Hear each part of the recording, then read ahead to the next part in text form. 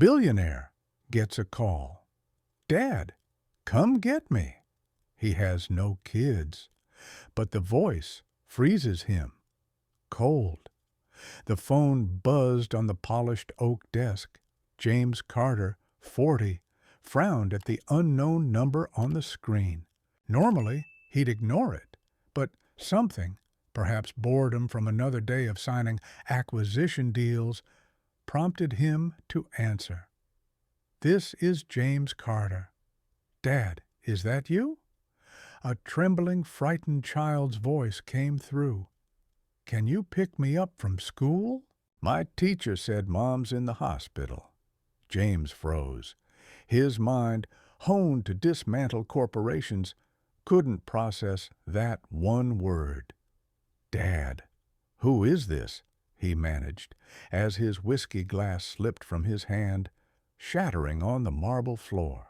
"It's me, Michael. I'm 6. The quiet voice held urgency mixed with fear. "My teacher, Ms. Alvarez, is helping me call because Mom didn't come get me today. She's sick." Mom. The name echoed like a ghost. Emily. 6 years ago. New York. Nights of wine and talks about art and philosophy until dawn. A passionate 3-month affair until she vanished without a trace. Michael. The name escaped in a whisper. 6 years. The math was perfect. When the boy gave the school's address, James was already moving, grabbing his coat and keys.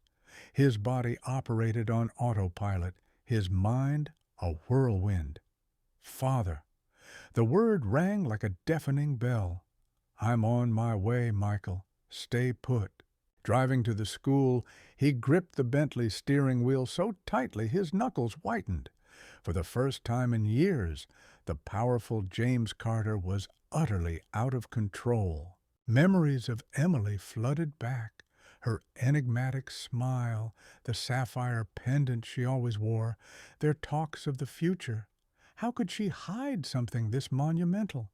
The answer began forming as he recalled their last night together, and a call from his father. "Time to end this fling, James. Your mother and I won't accept a barista into the family." Richard Carter's icy voice carried a veiled threat. "We've taken care of it." The school came into view, a cheerful building that seemed to mock his chaotic state. On the playground, a lone child sat on a red bench, a Spider-Man backpack at his feet. A woman, likely Ms. Alvarez, stood beside him, a protective hand on his shoulder. James stepped out, legs unsteady. Each step toward the boy felt like an eternity. When their eyes met, it was like looking into a mirror of his past, but with one striking difference that hit like a punch. Michael's black skin. Michael had James's facial structure, the same piercing brown eyes, even the small mole near his right eyebrow, a Carter family trait. It was undeniable. "Dad." Michael's voice trembled, a mix of hope and fear that shattered James's heart. "Hey, Michael." It was all he could say, his throat tight with emotions he'd never felt before. The boy stood hesitantly, then, in a sudden impulse, ran and hugged James's legs. The simple, pure gesture broke his last defenses. He knelt to the boy's level, his son, and hugged him back, feeling the small body tremble slightly. Ms. Alvarez approached, explaining. Emily was rushed to the hospital this morning. Before passing out, she told a neighbor to find James's card in a special drawer. The scared boy insisted on calling his dad himself. In the car, Michael talked about his mom, school, favorite cartoons. Each word was a new piece of a life James hadn't known was incomplete. Glancing in the rearview mirror, he saw the boy clutching his Spider-Man backpack, eyes full of worry for his mother. James, couldn't imagine that this call was no mere twist of fate. Behind those child's eyes lay a truth that would shake the Carter empire to its core. A truth Emily had guarded for 6 years, waiting for the right moment to emerge. The hospital loomed ahead, its windows glowing like vigilant eyes in the descending night. James held Michael's hand as they passed through the emergency room's automatic doors, both gripped by a silent nervousness beyond their brief time together. Fate had woven their lives in ways neither could have predicted, and no amount of Carter money or power could undo it. If this story of an unexpected father-son reunion touched your heart, stay tuned to uncover the secrets Emily hid for years and how one of America's most powerful families was rocked by a 6-year-old boy. At the hospital, the bustle of nurses and the antiseptic smell set the stage for a truth that changed James' life forever. Dr. Thompson, a middle-aged physician, approached. "I'm treating the boy's mother. She's in ICU. How is she?" James asked, feeling Michael grip his hand tightly. "Stable, but critical. Advanced leukemia." She glanced at the boy.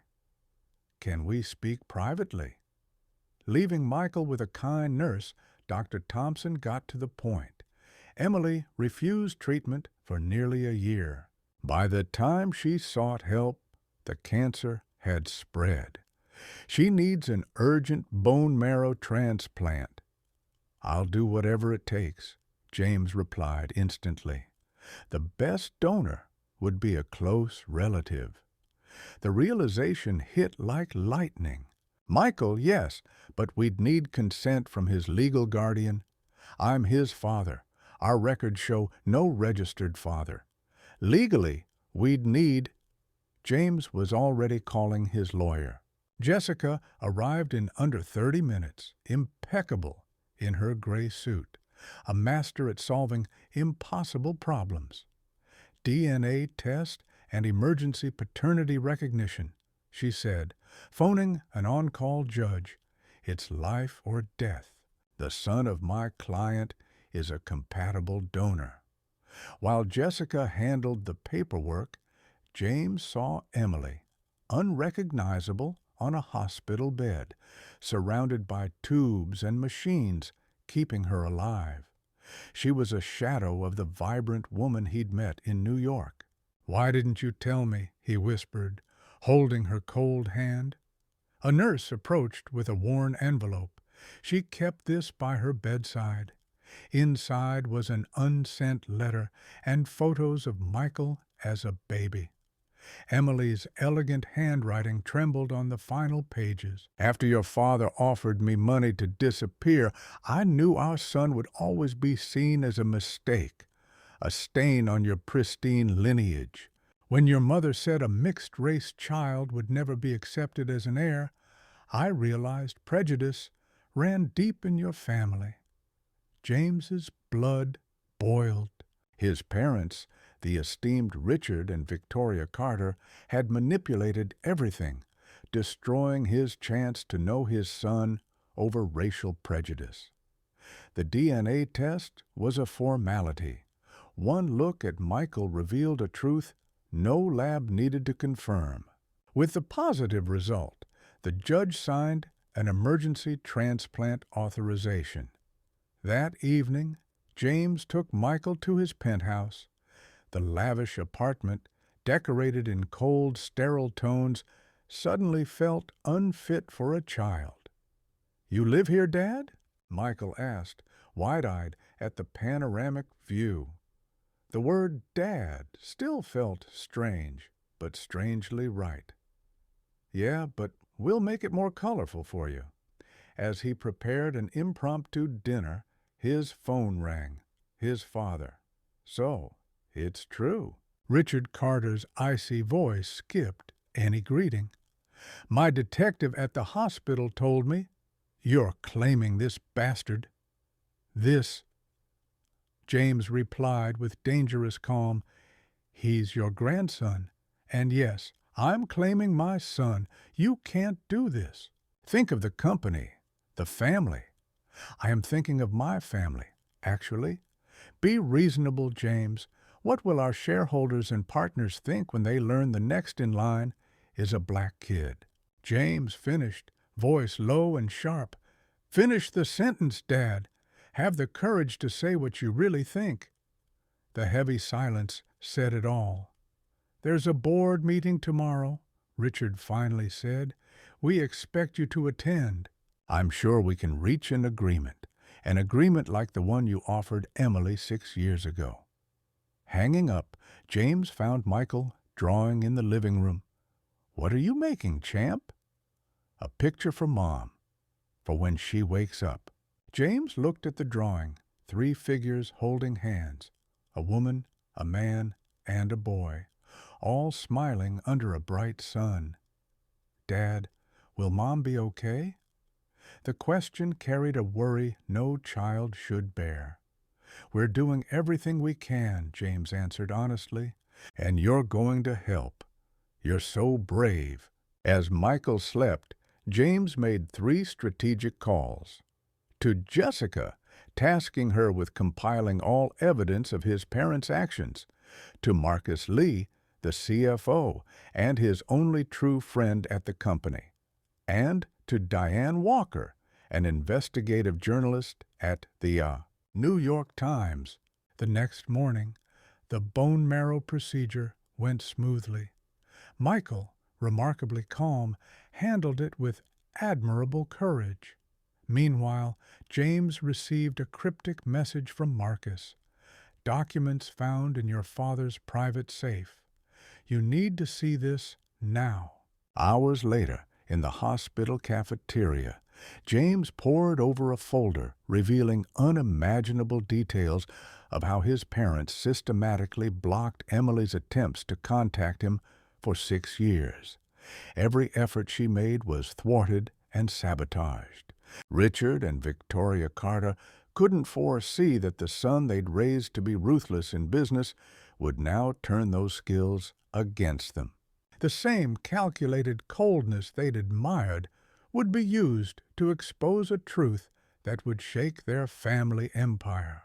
No one in that aristocratic family could have imagined that a 6-year-old boy with a brave heart and black skin would become not only the rightful heir to the Carter empire, but the catalyst for changes that would dismantle decades of prejudice masked as tradition. As Michael slept, exhausted after helping save his mother, James quietly planned a revenge that would bring justice not just to his son, but to everyone his family had wronged. Tension hung heavy in the Carter Enterprises boardroom as members awaited James's arrival.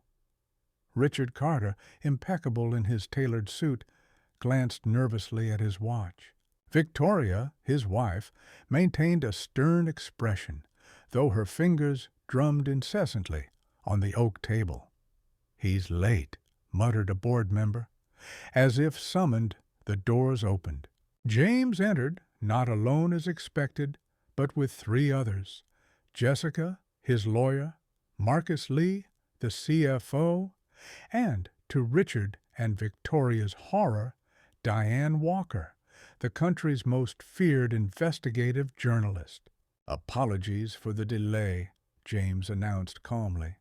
"I was at the hospital with my son." The word son brought a heavy silence. Richard cleared his throat. "I believe this is a closed board meeting. Your guests should leave." James smiled a cold smile he'd never aimed at his parents before. "Actually, Dad, I called this meeting, and they're central to today's agenda."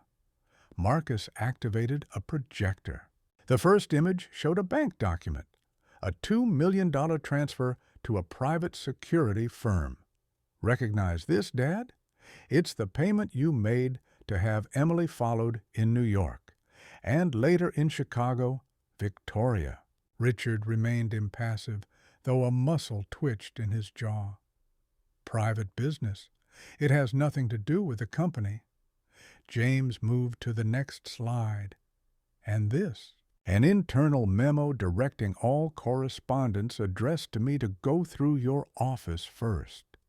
Or this, new slide, a transcript of Emily's calls to my secretary, all blocked at your request. Board members exchanged uneasy glances. James pressed on, voice controlled. You systematically kept me from knowing about my own son. Why? You know exactly why, Victoria finally said, voice trembling. That woman, that child, they're not like us, not white, you mean? James finished, voice sharp. Let me show you where your prejudice led. The next slide showed Emily on a hospital bed, tubes and machines sustaining her. Some board members looked away, uncomfortable. This is my child's mother, fighting cancer that could have been treated sooner if she hadn't been alone, running from you. Diane Walker scribbled furiously. Richard realized too late the trap he'd walked into. What exactly do you want, James? He asked, trying to regain control. Justice, James replied simply, and change. Jessica stepped forward, distributing folders to each board member. Before you is a proposal to restructure Carter Enterprises, new diversity programs, scholarships for talented black youth, a fund to combat institutional racism, all funded by 30% of the company's annual profits. Richard slammed his fist on the table. This is absurd. Shareholders will never— Shareholders have already approved it, Marcus interrupted, displaying a document with signatures. While you were busy hiding your prejudice, James secured support from 62% of shareholders. Impossible, Victoria whispered. Entirely possible, James said, moving to the next slide. Personal emails from Richard and Victoria, detailing how to prevent the Carter line from being tainted by impure blood. Dead silence filled the room. An elderly board member stood, nauseated. This is unforgivable, Richard. And this, James continued relentlessly, is just what I'm not yet handing to the press. Diane Walker smiled, her notebook brimming, unless the series of reports I start publishing tomorrow is accompanied by concrete announcements of company changes. Richard stared at his son with a mix of anger and disbelief. You'll destroy your own family. Family? James laughed bitterly. Your prejudice kept me from knowing my son. You left Emily to fight cancer alone to protect your reputation. No, Dad. You and Mom destroyed this family long ago.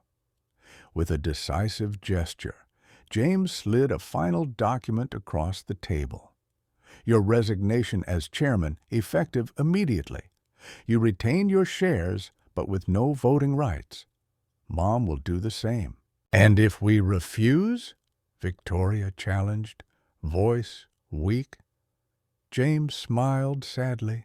Tomorrow, the whole country will know exactly what kind of people run Carter Enterprises. Every racist email, every sabotage attempt, every penny spent to keep your grandson away because of his skin color.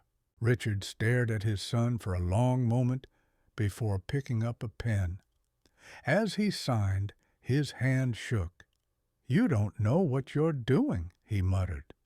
On the contrary, Dad, James replied, collecting the signed documents. I'm doing exactly what you taught me, removing obstacles to the company's future. The difference is, my vision includes people like my son. As the meeting ended, board members dispersed silently, avoiding Richard and Victoria's gazes. The empire they'd built was crumbling, not from external attacks, but from the seeds of prejudice they'd sown. James lingered, watching his parents, who seemed to have aged decades in an hour. Emily's recovering, he said quietly. Yesterday, Michael asked about his grandparents. Victoria looked up, startled. Despite everything, James continued, he still doesn't know the truth about you. That'll depend entirely on what you do next. Leaving the room, once a symbol of his parents' untouchable power, James felt a weight lift from his shoulders. The Carter Empire wouldn't end today. It would transform into something reflecting not just the power of money, but the power of justice. Diane Walker waited in the hallway, her analytical gaze studying James as if decoding the man behind the ruthless executive facade. "Why choose me for this story?" she asked bluntly. "You could have used any reporter." James paused, considering. "Because some truths need to be told by someone unafraid to challenge power," he replied. "And because some changes only happen when exposed to daylight." At that moment, no one could predict the real battle was just beginning. As Carter Enterprises braced for its greatest transformation, unseen forces were already mobilizing in the shadows, determined to preserve the status quo. The question remained, would a father's love for his newfound son be strong enough to withstand the system he'd helped build? Dawn's first rays filtered into the hospital room, where Emily, still weak but visibly stronger, watched Michael sleep in a chair beside her. James entered quietly, carrying coffee and daisies, her favorite, as Michael had mentioned. "How are you feeling today?" he asked, placing the flowers in a vase. "Better every day," Emily replied. "The doctors say the transplant was a success." 6 months had passed since that life-altering call. The Carter world had been upended, saving not just Emily's life, but James' soul. "Press conference is set for today. You sure you're ready?" Emily nodded. "We've kept too many secrets." Outside, reporters were gathering. News of the Carter Empire's heir appearing with his 6-year-old black son and the boy's mother, a former employee ousted by the family's racial prejudice, spread like wildfire. In the now eerily quiet Carter mansion, Richard watched the preparations on TV. The past weeks had been devastating. Friends distanced themselves. Clubs revoked his membership. Invitations stopped.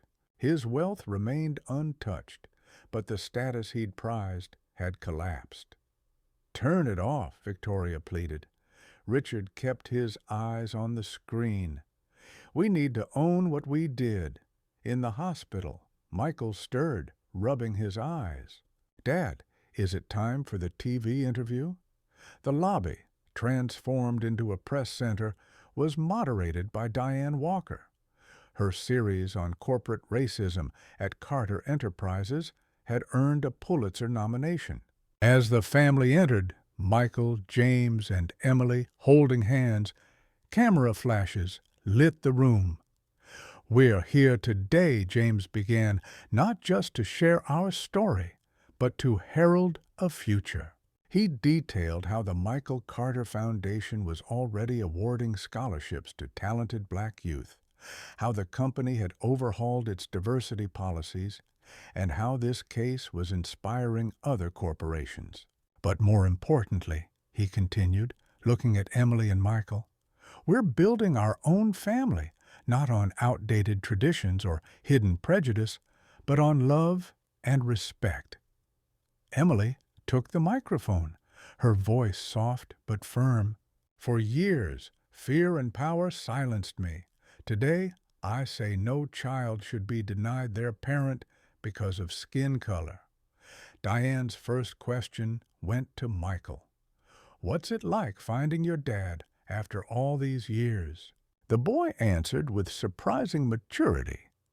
"It's like finding a missing puzzle piece." Now the picture makes sense. At that moment, Richard Carter made a decision. For the first time in months, he called his son. We saw the interview. This time, we'd like to meet Michael properly. 2 weeks later, a meeting took place in a neutral park. Richard and Victoria seemed smaller, frailer. Victoria wept, seeing her grandson up close. James's eyes on a face that, despite its different color, undeniably carried Carter blood. "He plays chess," James commented. "Michael beats me half the time." "Really?" Richard asked, a spark of genuine interest in his eyes. The road to redemption, if it existed, would be long. Some wounds were too deep to fully heal. But for Michael, meeting his grandparents for the first time, there were no old grudges to overcome, only new bonds to build. A year after that fateful call, the Michael Carter Foundation's new headquarters opened.